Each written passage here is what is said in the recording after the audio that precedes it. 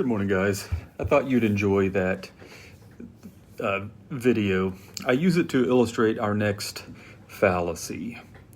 One of the hard lessons you learn when you first start having these apologetic conversations is the importance of defining terms. You see it all the time. People are talking past each other because they're really not talking about the same thing. Reflect back to the last time the Mormons visited your door. They were quick to assure you that, hey, we're Christians. We worship Jesus. And you're like, really? I didn't know that about Mormons. But ask them what they mean when they say Christianity. Ask them who they mean when they refer to Jesus, and it won't take long before you realize that you're talking about two different things. This is the fallacy of equivocation, and it happens when you use a word one way in one part of your argument, and then in a different way in another part of your argument. I posted the Abbott and Costello video because it's a funny example of this in action. You know, who's on first?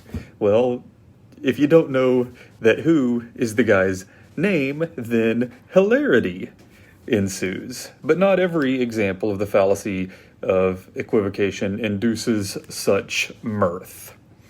Here's a serious example in current events. Black Lives Matter.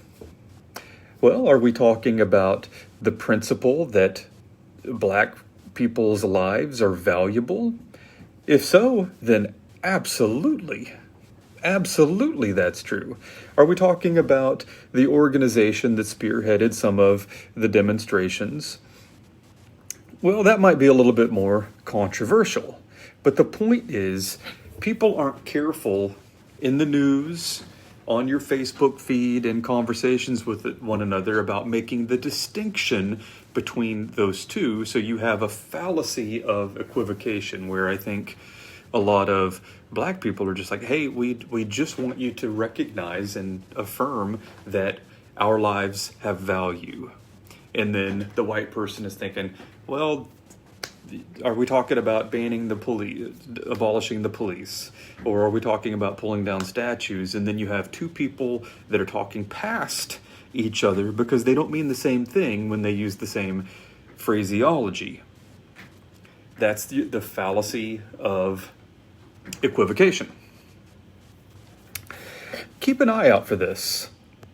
Is the person you're talking to being careful with their terms?